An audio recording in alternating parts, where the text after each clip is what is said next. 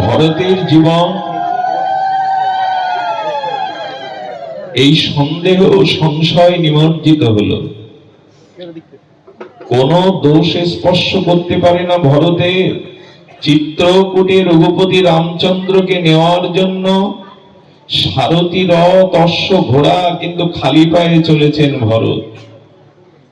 খালি পায়ে যাচ্ছেন এই কারণে, আমার প্রভু এই পথ দিয়েই গেছে নগ্ন পায়ে, পায়ে পাদুকা নাই। কত কাকর, কত কণ্টক বিদীর্ণ হয়েছে। সুধীজন, ভরত রাস্তায় যাচ্ছেন নগ্ন পায়ে। যখনই তার পায়ে কণ্টক বিদীর্ণ হয়েছে, তখন নিজের চরণের ব্যথা অনুভব না করে অনুভব করেছে প্রভুর চরণে কতটা বেজেছিল এই কাটা। তিনি পথকে ভিজিয়ে চোখের জলে চলেছেন, আমার জন্যই প্রভু আজ বনগমন করেছেন। সব দোষ আমার, যা কিছু অপরাধ সব আমার। কেন কষ্ট পাচ্ছে ভরতের মতো ত্যাগ বৈরাগ্যবান সাধু? শুধুমাত্র সন্দেহের কারণে। কেন রাম রাজা হলে কইকেয়ীকে সম্মান দিত না? রাজমাতা রূপে সম্মান পেত না? এই বৈধব্য বেশ, দশরথের মৃত্যু, পুরো অযোধ্যাতে অশান্তির আগুন জ্বালিয়ে দেওয়া, সীতার মতো মাকে কত যন্ত্রণা কষ্ট করতে হলো, লক্ষণের সুখ ত্যাগ করে বনগমন। আর ভরতের যন্ত্রণা কষ্ট দুঃখ 14 বছর বর্ণনাতীতের একটাই কারণ, জগৎ সংসারকে বাল্মীকি জানাচ্ছেন সন্দেহ রামচন্দ্রকেও অযোধ্যাকেও শেষ করে দিয়ে আগুনে পোড়াতে পারে, একটাই কারণ সন্দেহ। রাম রাজা হলে আমি দাসী হব। এই রামায়ণ কোন কাব্য, শুধু কাব্য নয়, এটি আমাদের জীবন দর্শন। বাল্মীকি তার অপরক্ষ অনুভূতি, তুলসীদাস গোস্বামী তার অপরক্ষ অনুভূতিতে বলছেন, এই দেখো সন্দেহের কি পরিণাম। ভরত পাদুকা নিয়ে ফিরে এলো। তিনি ভোরবেলা সরযূতে স্নান করতেন না, রাত্র দ্বিপ্রহরে স্নান উচিত নয় কোন যোগ ছাড়া, তবু করতেন। এই পাপীর মুখ কেউ ভোরবেলা দেখলে তার ভজন নষ্ট হবে। তিনি অযোধ্যাকে, তার স্ত্রীকে, তার মাতাকে বলেছিলেন, আমি যেখানে থাকবো কেউ যেন আমাকে দর্শন করতে না আসে, এই পোড়া মুখ যেন কেউ না দেখে, অভিশপ্ত মুখ। অথচ কোনো দোষই নেই ভরতে। 14টা বছর প্রভু খড়ম দোকানা অভিষেক করে ছত্র ধরে থাকলেন। দুগ্ধ আর ফল খেয়ে 14টা বছর কাটিয়েছেন এক কাপড়ে, যে প্রভু এক বসনে আছে। প্রভু ফলমূল খেয়ে বেঁচে আছেন, আমি মুখে অন্য কিছু দেব না। মাটি খুঁড়ে মাটির নিচে থেকেছেন, যে আমার প্রভু ভূমিতে শয়ন করেন, আমি তার দাস। দাস আর প্রভু এক শয্যায় শয়ন করতে পারে না, মাটির নিচে শয়ন করেছেন। এই সব কষ্টের মূলে হলো একটি সন্দেহ। দয়া করে জীবন থেকে এই সন্দেহ সংশয় যদি না তাড়াতে পারেন, শ্রদ্ধা যদি, বিশ্বাস যদি আপনার জীবনে না আসে, তবে সবই ব্যর্থ। এই সংশয়, এই যে সন্দেহ, আজকে আপনার আমার জীবন যদি আপনি খুব বিচার করেন, দেখবেন এখানে যা কিছু অশান্তির মূলে এটি সন্দেহ। শ্রদ্ধা এটি না হলে এই রাজ্যে প্রবেশ ঘটবে না। এই জন্য প্রথমেই বলেছেন আদৌ শ্রদ্ধা। এই যে সাধু সঙ্গ আমরা করছি, এই সাধু সঙ্গ, হরিকথা শ্রবণ করছি, এতেও যদি শ্রদ্ধা যুক্ত না হয়, তাহলে সাধু সঙ্গ হরিকথাতেও কি কাজ হয়? শ্রদ্ধা কি করে শুনুন। এক চোর, তিনি চুরি করেছেন এক রাজার বিশেষ কর্মচারীর বাড়ি, প্রভাবশালী কর্মচারী রাজা। এখন যেহেতু রাজার পার্ষদ এবং প্রভাবশালী, এই জন্য বহুবিধ সোর্স পাঠিয়ে তাকে ধরবার জন্য ব্যাকুল চেষ্টা চলছে। ও চুরি করতে করতে, দৌড়াতে দৌড়াতে, ভোরবেলা পাঠ হচ্ছে এক জায়গায়। ভোরবেলা অনেক আশ্রমেই পাঠ হয়, মঙ্গল আরতির পরে যখন পাঠ হচ্ছে বসে গিয়েছে।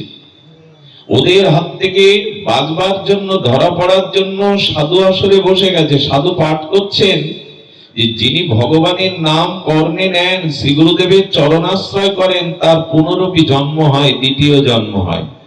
পাঠ সমাপ্তির পরে এই কথার উপরে শ্রদ্ধা রেখে, বিশ্বাস রেখে চরণে পড়ে বললেন, আমায় দীক্ষা দিন, আমার দ্বিতীয় জন্ম দিন। বললেন, আরে পরে বলে এখন প্রভাত, যদি না বাঁচি দ্রুত আপনি চরণে আশ্রয় দিয়ে কর্ণে হরিনাম দিয়ে তাকে দীক্ষা দিলেন। যাও, তোমার পুনর্জন্ম হলো। সংস্কারেণ দ্বিজশ্চতে, পুনর্জন্ম হয় দীক্ষা পাওয়ার পরে। পিতামাতার রক্ত মাংসের পিণ্ড যে শরীর, গুরুদেব আরেকটি মানব শরীর দিয়ে দেন ভজনের। এতে যদি শ্রদ্ধা আসে তো কি হয় দেখুন। যখনই তার শ্রদ্ধা এলো, আমার দ্বিতীয় জন্ম হয়েছে, চুরি করেছিলাম গতকাল, মানে গত জন্মে, আমার আর পাপ নেই, এই শ্রদ্ধা বিশ্বাস অটুট এলো। তাকে রাজার সেনারা ধরলো, বিচারের কাঠগড়ায় গিয়ে বলছেন, তুমি চুরি করেছো। বলো, আমি চুরি করিনি। বলে, প্রমাণ দিতে হবে। কি প্রমাণ? এক জ্যোতিষী তান্ত্রিক এনে বলল, লোহার শাবলটাকে গরম করে লাল রক্তাক্ত করে হাতে দেওয়া হবে, যদি জড়িয়ে ধরতে পারো, আগুনে অঙ্গ না পড়ে, হাত না পড়ে, তবে বুঝবো তুমি সাধু, চুরি করনি। সহাস্যে বিশ্বাসে এই লাল টকটকে অগ্নিময় শাবল, লোহার শলাকা হাতে নিয়েছে। চুরি করেছি গত জন্মে, ভোরে দীক্ষা হয়েছে, মানে আমার নূতন জন্ম হয়েছে, আমার নূতন জন্ম হয়েছে, এই জন্মে আমার পাপ নাই। শাবলের আগুন তার হস্তকে পোড়াতে পারেনি। রাজা তখন বললেন, আগুনেও যে দগ্ধীভূত হয় না, এমন সাধুকে চোরের কাঠগড়ায় তুলেছে, আমি তোমাদেরই প্রাণদণ্ড দেব। এমন একজন মহৎ সাধুকে তোমরা চোরের কাঠগড়ায় দাঁড়িয়েছ। ওদের যখন সাজা ডেকে দেবে, তখনই দরদ এলো, মমতা এলো, পরে দুঃখের হৃদয় দ্রবীভূত হয়ে বলল, রাজা, আমি চুরি করেছি, আবার করিনি। বলে, সে আবার কেমন কথা? চুরি করেছো করনি, মানে চুরিটা করেছিলাম গত জন্মে, এই জন্মে আমার কোনো পাপ বা চুরির দোষ নাই, এই জন্য শাবল আমাকে পোড়ায়নি। পূর্ব বৃত্তান্ত খুলে বললেন। রাজার চোখে জল এলো। দীক্ষার মাধ্যমে, গুরুচরণ আশ্রয়ের মাধ্যমে তোমার এত বিশ্বাস হয়েছে যে তোমার পুনর্জন্ম হয়েছে, এই জন্মে পাপ নেই। তুমি আমারই রাজ্যে রাজপুরোহিত হয়ে থাকো, আজ থেকে আমি তোমাকে রাজপুরোহিতের মর্যাদা দিলাম, শুধুমাত্র শ্রী গুরু চরণে বিশ্বাসের কারণে। আমি গল্প শোনাচ্ছি না আপনাদের, এটি ভক্তমাল চরিত্র।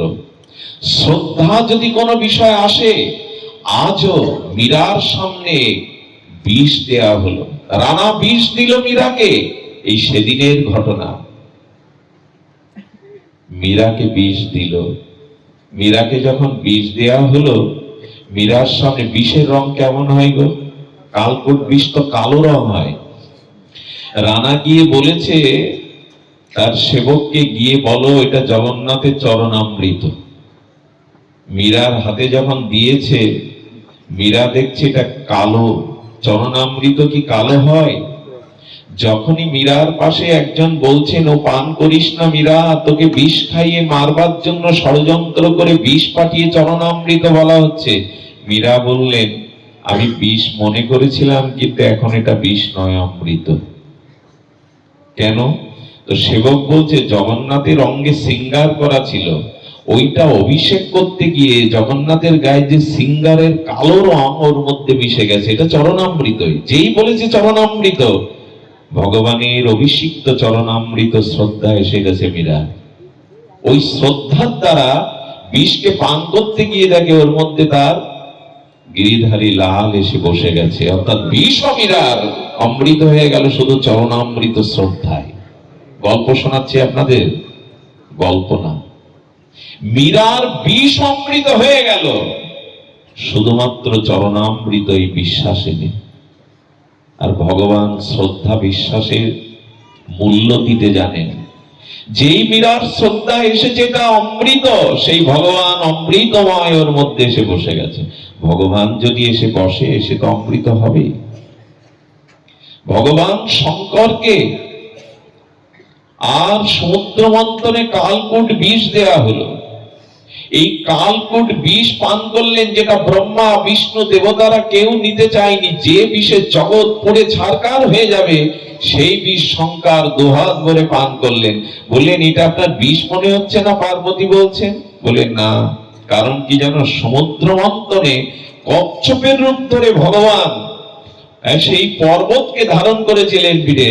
তো ভগবান যে সমুদ্রের মধ্যে গমন করে, ভগবানের চরণ স্পর্শে, অঙ্গ স্পর্শে সমুদ্র অমৃত হয়ে গেছে, ও সে বিষ থাকতে পারে না। শঙ্কর এই বিশ্বাস করে বসেছেন। জোর করে চাপিয়ে দেওয়া আপনাদের বলে কোনো কথা না। শঙ্কর বিশ্বাস করেছেন কূর্ম অবতারে ভগবান এই পর্বতকে ধারণ করেছেন, যে পর্বতে আর দেবতা অসুরগণ মন্থন করছিলেন বাসুকি নাগ দিয়ে। বলেন ভগবান সমুদ্রে প্রবেশ করেছে মানে তার চরম অঙ্গ অভিষিক্ত হয়ে, এতে বিষ কোথায়? আচ্ছা, বিষ গিয়ে কণ্ঠ নীল হয়ে গেল, শিব ঠাকুরের ক্ষতি হলো না, মরল না কেন? ভগবান শিবের বিশ্বাস ছিল বিষ লাঞ্ছে বা বুকে মিশলে তো মরবো, এটা আমার বুকে আছে রঘুপতি রামচন্দ্র, রঘুপতি রামের নাম। অমৃত বিষকে কি করবে? ওখানে বিষ স্থান নিতে পারবে না। নীলকণ্ঠ হয়ে গেল। বিষই ভগবান নীলকণ্ঠ রূপে তিনি জগতে পূজিত হলেন। বিষ বুকে যায় না। যেখানে রাম থাকে, রাম নামে শ্রদ্ধা থাকে, ভগবান হৃদয়ে থাকে, সেখানে বিষও ক্ষতি করতে পারে না। এই শ্রদ্ধা আছে তো আমাদের। আর শ্রদ্ধা, সন্দেহ আর সংশয় সব ডুবে হলো। দীক্ষা নেওয়ার পরেও সন্দেহ, ইনি গুরুদেব তো, এনার যথার্থ গুরু শক্তি আছে তো, হরিনাম নিলে হয়তো, যেই সন্দেহ করবেন হরিনামে মৃত জীবন ফিরে পায়। আজ এই বিশ্বাস কই আমাদের, হরি কথাতে হরিনামে বিশ্বাস কই। শুধু কি তাই, প্রহ্লাদের বিষ সেদিন অমৃত হয়ে গেছিল বিশ্বাসে। কারণ প্রহ্লাদ বিশ্বাস করেছিল অনু পরমাণুতে সবখানে আমার। তো আমরা বলছিলাম প্রহ্লাদ মহারাজের বিষ অমৃত হয়ে গেল। সবই হয়।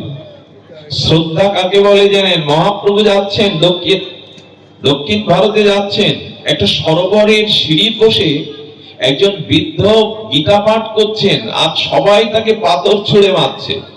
মহাপ্রভু সেই পাঠকের পাঠে মনোনিবেশ দেখে, সুন্দর মনোময় ভাগবত নিকেতনে আমরা আজ যান্ত্রিক ত্রুটির কারণে অনেক রসাভাস হয়ে গেল। তো পাঠ করছেন, পাথর ছুটছে, মহাপ্রভু বলছেন তাকে পাথর মারছো কেন? বলো গীতা পাঠ জানে না, লেখাপড়া জানে না, ভুলভাল উচ্চারণ করে, এই জন্য নিষেধ করেছি, শোনে না। মহাপ্রভু গিয়ে পাশে বসলেন, দেখছেন চোখের জলে গীতার পৃষ্ঠা ভিজে যাচ্ছে, শ্রদ্ধান্বিত হয়ে পাঠ করছেন। মহাপ্রভুকে দেখে এই গীতা পাঠক বৃদ্ধ বলছেন, প্রভু আপনি গীতা পাঠ করছো, উচ্চারণ ভুল, কিন্তু কেন তুমি কাঁদছো? বলো গীতার পৃষ্ঠাতে ভয় নাই আপনাদের, এইখানেও বিশ্বাস রাখুন, এইখানেও শ্রদ্ধা রাখুন। ভগবান নিকেতনে আমাদের কোনো অমঙ্গল হবে না। জয় শ্রী রাধে। তো বলছেন তুমি কেন পাঠ করছো, তোমার অঙ্গ কেন শিহরিত হচ্ছে? বলে গুরুদেবকে বলেছিলাম লেখাপড়া জানি না গুরুদেব।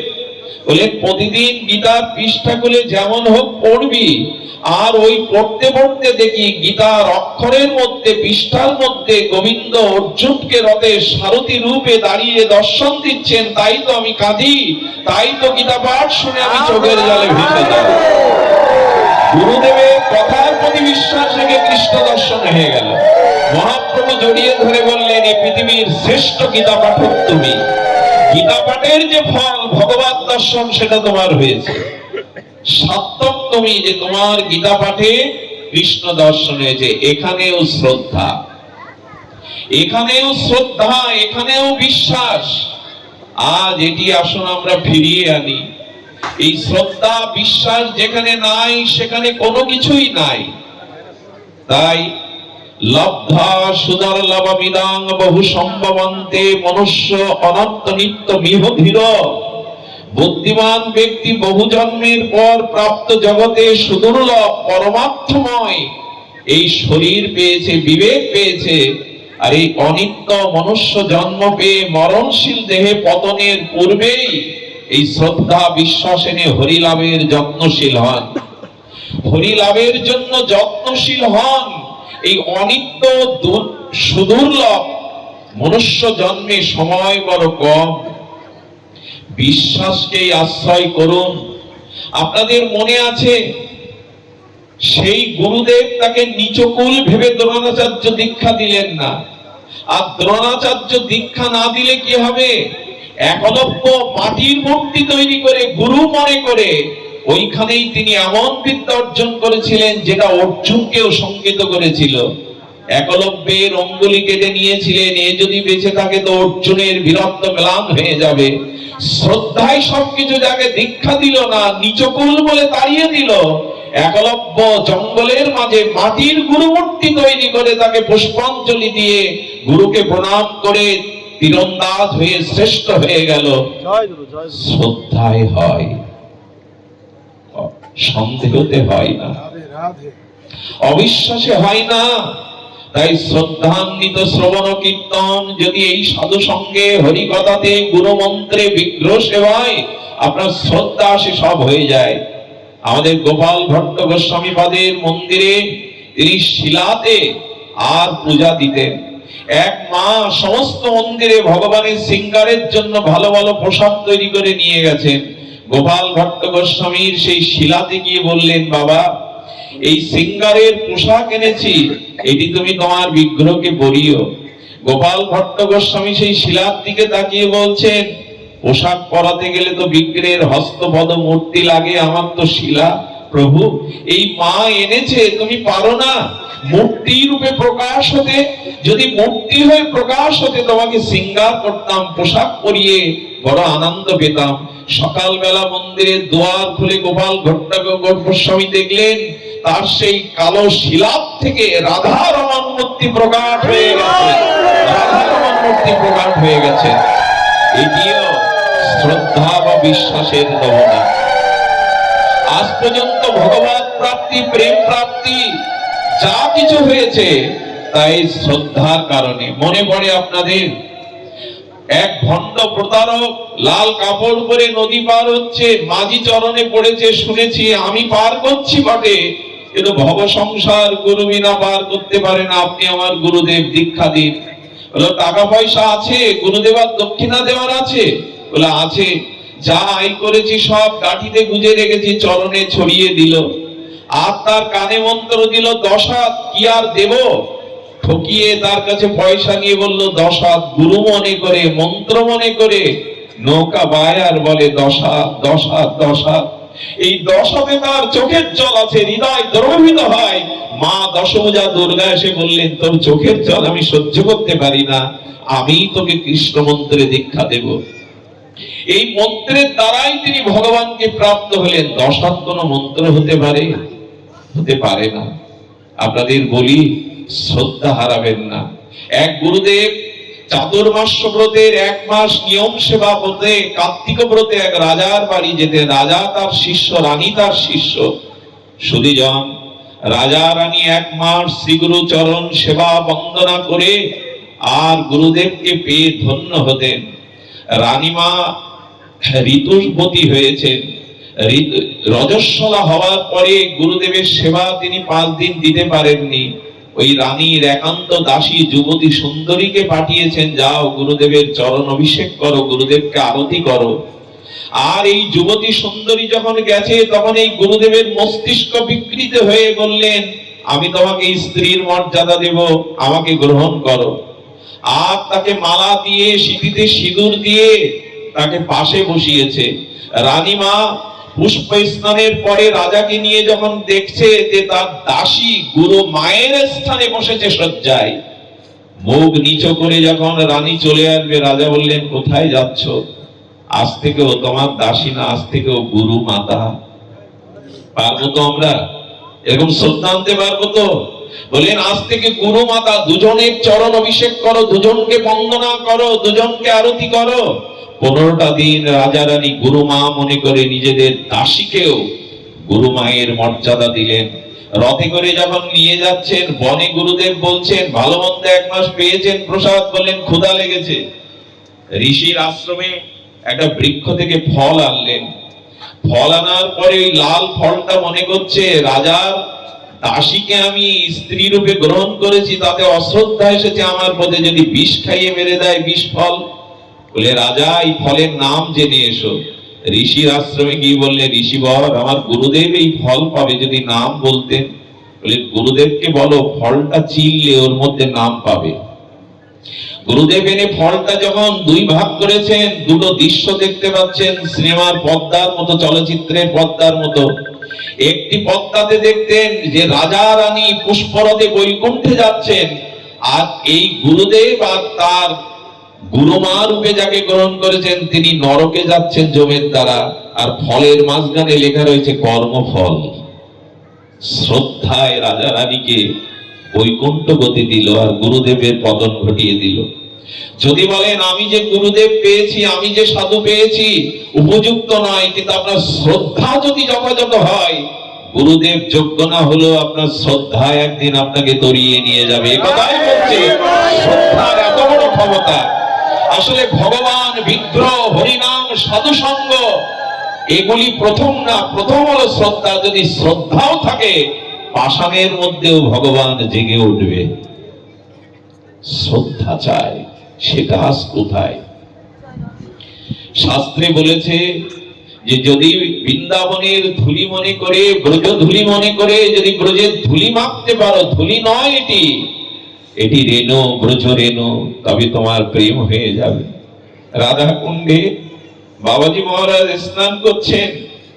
চৈতন্য চরিতামৃতে কবিরাজ কৃষ্ণ গোস্বামী লিখেছেন, এই কুণ্ডে যে করে একবার স্নান, রাধা সম প্রেম কৃষ্ণ তারে করে দান।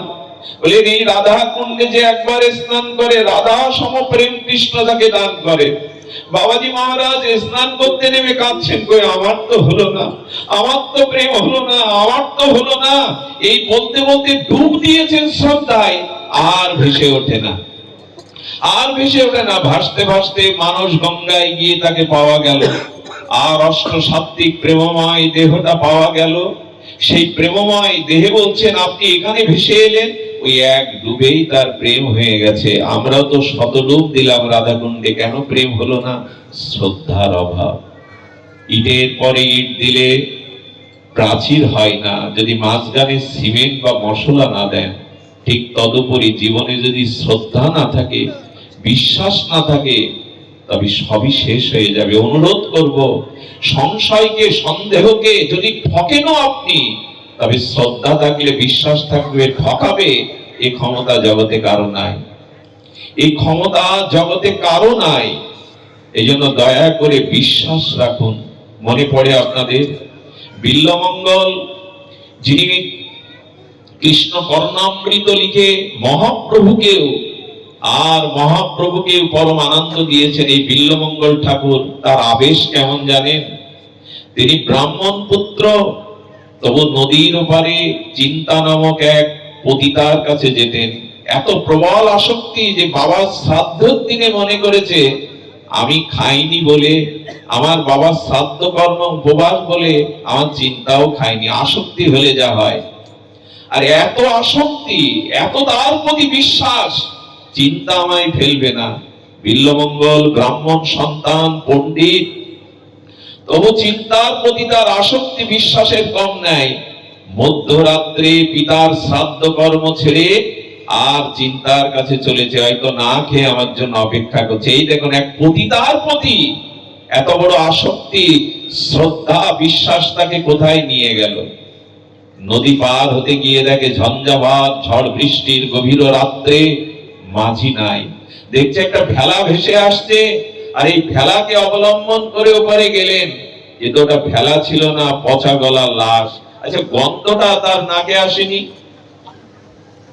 এর পরেও অসুবিধা কেন বাবা?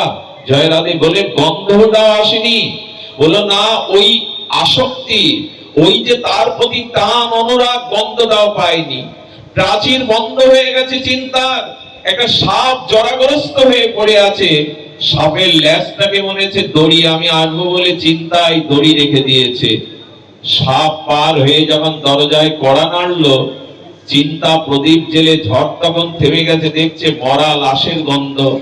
তুমি এসেছো ঠাকুর, তুমি এসেছো। জয় রাধে, জয় রাধে, জয় রাধে। তুমি এসেছো ঠাকুর, তোমার গায়ে মরা পচা লাশের গন্ধ। বলে লাশ নয়, তুমি তো ভেলা পাঠিয়েছো। আহারে, মোহ কিন্তু শ্রদ্ধা, তার প্রতি বিশ্বাস অনুরাগ দেখুন। বলেন আমি দেখতে চাই কোন পাঁচিলের দড়ি আমি তোমার জন্য রেখেছি, নদীতে কোন ভেলা ভাসিয়ে রেখেছি। এসে দেখে বড় অজগর সাপ। বলে এটা যদি তোমার দড়ি হয় ঘাটে রাখো, যেখানে তুমি ভেলাটা তুলেছো এসে দেখে পচা গলা লাশ। সঙ্গে সঙ্গে চিন্তা, ঘরে এনে কাপড় বদলিয়ে স্নান করে দিয়ে মাথায় হাত দিয়ে বললেন আমার প্রতি তোমার এত শ্রদ্ধা, এত অনুরাগ, আচ্ছা আমার মাথায় হাত দিয়ে কথা দাও তো। খুব ধ্যান দিয়ে শুনুন, কথা দাও, আমি যা চাইবো দেবে। বলে তোমাকে অদেয় কিছু নাই, জীবন দিয়েছি, সমস্ত বিশ্বাস নিগড়ে তোমাকে দিয়েছি, তোমার প্রতি আমার পূর্ণ অনুরাগ। মাথায় হাত দিয়ে বললেন কথা দাও, এই পচা গলা পাপিষ্ঠার শরীরের প্রতি তোমার যে শ্রদ্ধা অনুরাগ বিশ্বাস, আজ থেকে তুমি যুগল রাধা মাধবের প্রতি এই বিশ্বাস দেবে। বলো তুমি দেবে, আমাকে না পেয়ে তুমি রাধা মাধব পেয়ে যাবে, কথা দাও। চিন্তার প্রতি তার অটুট বিশ্বাসে কথা দিয়ে দিলেন। চিন্তা তাকে কি করলেন জানেন? তিলক মালা কণ্ঠে দিয়ে, আর সকাল বেলায় অরুণর আগে তার কাঁধে একটি ঝোলা নিয়ে বললেন কৃষ্ণ নাম নিয়ে ব্রজের পথে চলো, বৃন্দাবনের পথে চলো। আমার প্রতি যে বিশ্বাস অনুরাগ, যদি তুমি গোবিন্দকে দিতে তুমি ভগবান পেয়ে যেতে। এই বিশ্বাস শ্রদ্ধায় আজ কানাল হয়ে ভজন করতে করতে চলেছে। কিন্তু সংস্কার কি সহজে যায়?